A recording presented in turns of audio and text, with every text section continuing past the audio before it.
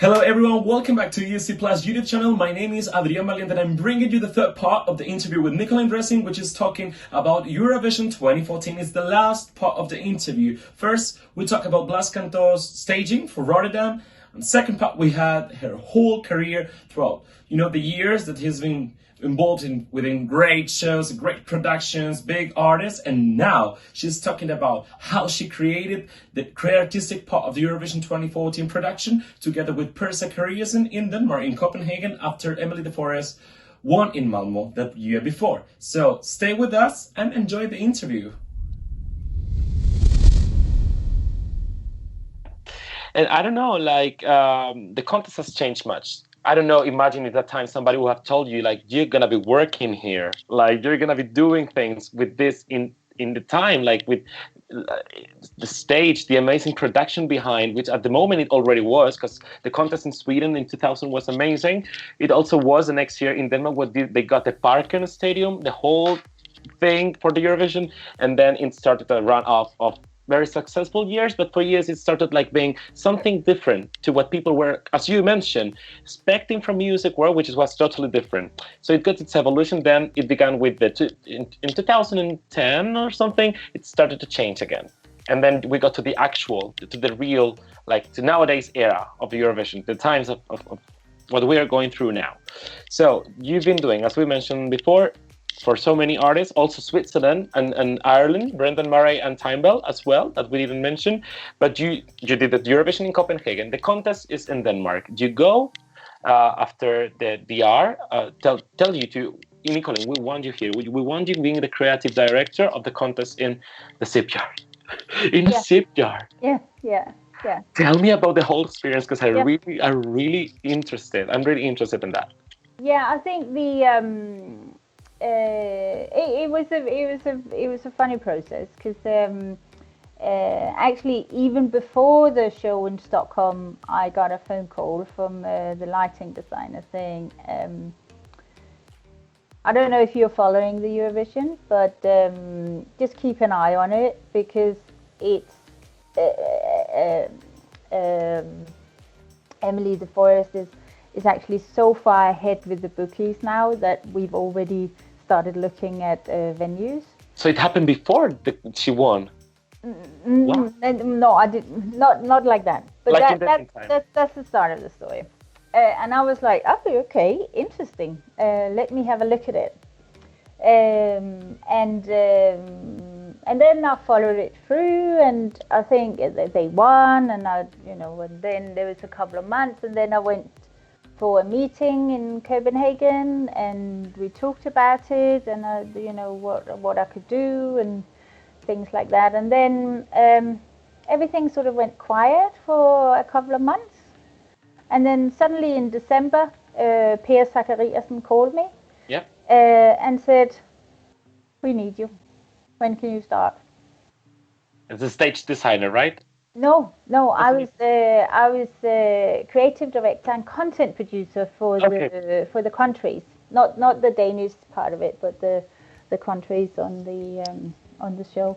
Because back then there was a few countries who already had creative directors and had artists involved, but a lot of them had ideas or briefs, and then we would help them create that, or they didn't, and I would come up with ideas. So I had so my team was my Rockart team, obviously, and then I picked 3 individual content houses, screen content houses, animators, and 3 individual artists around the world, and then we created all the content on all the screens. There was the interactive floor, and there was the big LED wall, screen, and then the projection screen, which we could play with, opening up and closing. With the cubes, and the cubes, with the whole 3D mapping. Which we actually created a lot of content for, because one of the guys who's working for me was very specialized in that area, and I think it was such a big thing on that show, that cubes. We didn't really know how to approach it, and then we started visualizing. So another part of my contract was also that we were going to visualize what had already been designed and start, because that's something we're very good at, doing renders and showing, how does this look, and showing the set from different camera angles and showing different possibilities. So a lot of the work I do when I work on big shows is that I do a lot of pre-visualization. So we test everything. We show what do we have here? Is there any visual problems? Do we have a monitor in front of the screen, or is the cameras in the right position? And so it's just endless visualizations of what do we have, because it's so much cheaper to realize you've made a mistake before you go on site than having to do it when the clock is ticking and everything is lined up and you'd be delayed. Yeah. So we did a lot of that work as well, trying to get together what had already been designed and what was everybody's vision for this show. And one of the big things, so it was Klaus Sear who designed the set. It was Kasper Lange, right, the lighting designer, and Pia Zachariasen, who was the multi-camera director, and Troels Lund. And then I remember he developed the Q-Pilot thing. Yeah, I remember that. Yeah, okay. So that was the first time I worked with Q-Pilot and having everything on a timeline. So that was very interesting. And you mentioned, because I was lucky to be there. It's one of my biggest memories from Eurovision. I would say that's my favorite Eurovision Song Contest visually, and the whole thing was amazing. Like in a ship, you're very special. And I remember two cases. Let's get two cases. First of all, what takes me closer, I would say, which is with Ruth Lorenzo, because in Spain, I will set you on place. Like, it's always a whole bunch of drama when it comes to performances. And in that, amazing, yeah. And we took Ruth Lorenzo from she was performing in the UK in the X Factor in 2008, and then she represented Spain with Dancing in the Rain. She wanted to have that water on stage, and the initial thought was to bring a big diamond on stage, which didn't fit because it was too heavy. There was a mess out. Let's clarify this out. How did it all go, and how did it came up to be that elegant performance? We also ended up in the 10th place, giving us the last top 10 Spain has got in the competition. That's the thing. I thought she could win it. There was a few really, really good performances on that show, and she was one of them. Okay. I mean, she was amazing. There was a lot of debate about the water, and it was a shame because we so wanted to work with that idea because it was different, and she was beautiful with the red hair and all of that, and and obviously because I live in London, so I had seen her on UK X Factor, so I knew all about her, and I just thought she was terrific, and her talent was I mean, she can do anything, she's just so amazing. Yeah.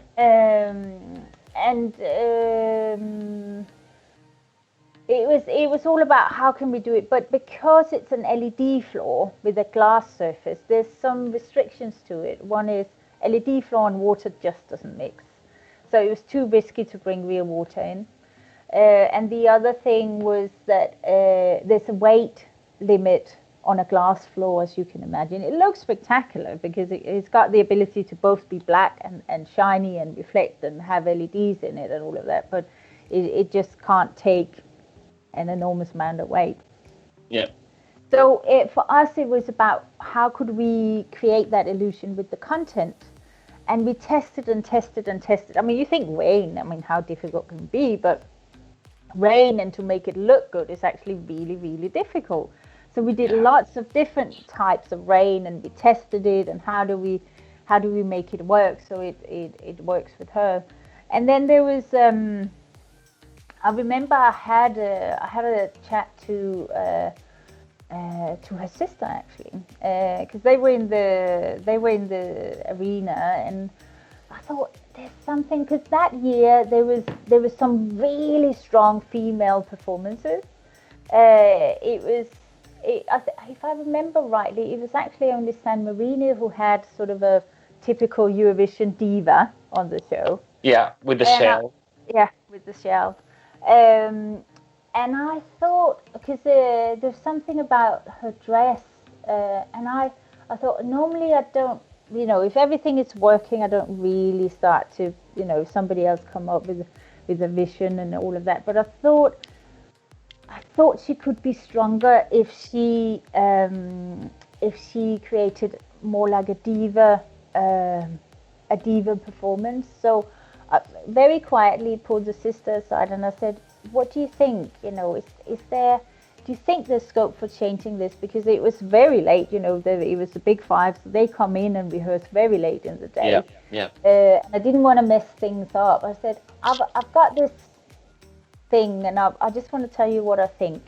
But I don't want you to alarm everybody and set a big panic if you don't think it's possible. Then we'll work with what we've got and we'll make it as strong as possible. But because there's so few divas on this show, I think she can be stronger if she creates more like a diva performances. And there was something about the dress as well, where I thought, if you scale it down so it's more a diva than a bit aggressive. There's something on it that was it was very, very beautiful. There's no doubt about it. But it was just because the rest of the show was taking one direction. I thought, if you do that, maybe she's stronger. And then they came back the next day and changed it, and I just thought, wow, it was. So we had a lot of fun, and remember going to the dressing room and talking about it, and it was good. It worked really well. She changed. She found the dress in a wedding. I think it's a wedding store in Copenhagen. When she said that, I was like, oh my goodness.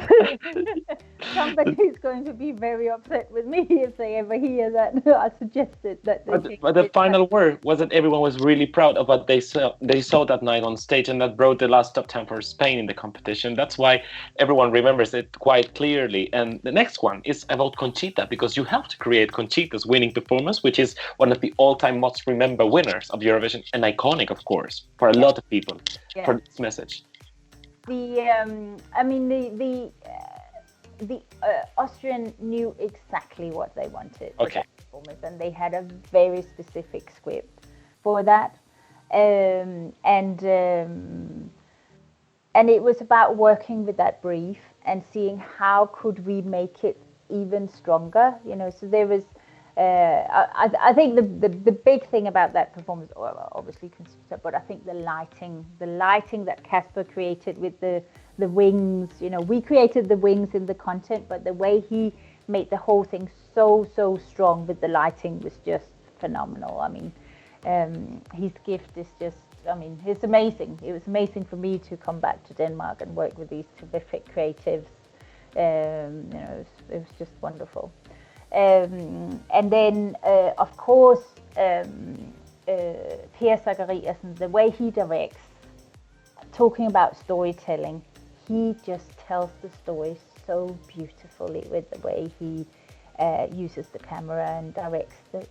And it was very funny because I didn't actually realize this till I didn't watch the show till a year after, when I was on the way back from Vienna. Okay. And there was a big they in the airport they were showing all the reruns of the show, and I looked at it and I was like, wow, this is so beautiful. Because it was a very hard show to do. There were some technical issues about the set which made it very, very hard for us. So when I came back, I just switched off and didn't look at anything till next year. But it was fantastic. And I think a part of that show, which was so great, was the way we worked together as creative team. So the creative team was very, very small. It was Kasper, the lighting designer, and Per and myself. And we made more or less all the essential decisions. And then, there was an extra ring of people as well. But it was essentially resources. And Per was very strong in his vision for the show. He said, we need to take the tempo down. We are not going to turn everything up to 11 all the time. what we're going to do is we're going to separate it. So either it's camera, either it's lighting, or it's content who's got it. And then we're not going to do everything at once. We're just going to tell the stories. And I had never worked with Peer before, anybody on the production for that. Okay. So it was fantastic, and that teamwork. I mean, Peer was, one of the best directors I've ever worked with. He was so phenomenal in the way he worked and his whole approach, and intuitive, and he was, because the difference is he's in the back in the truck, and I was in the front of house, and I could see everything. So every time there was a moment, I would say, Peer, please try this from this camera and see what you get there, because maybe you don't need to move the camera because there's movement in the content. And so we would have a lot of creative dialogues about these things and how we could create the show. And Peer he always listened, he always tried things out, and he would go the extra mile just to make it extra spectacular. So, I enjoyed it. If there's one thing on my wish list, it is to work with Peer on another show. Well, let's get the Eurovision to maybe Denmark again. Yeah. Why not? Wow, and that was it. It was a roller coaster of things we wanted you guys to know from Nicoline Refsing's involvement at the Eurovision Song Contest. We still don't know if she will be present at the 2020 contest in Rotterdam with Spain, with Blas Cantó's performance. But the one thing we know is that we will keep on presenting you more exclusive content like this throughout the whole summer. So for now, until the next video comes, subscribe to our channel in case you haven't ever done it yet, and then click the notification bell in case you want to be the first one to watch the content. For now, stay safe, enjoy the summer in your countries, and see you very soon.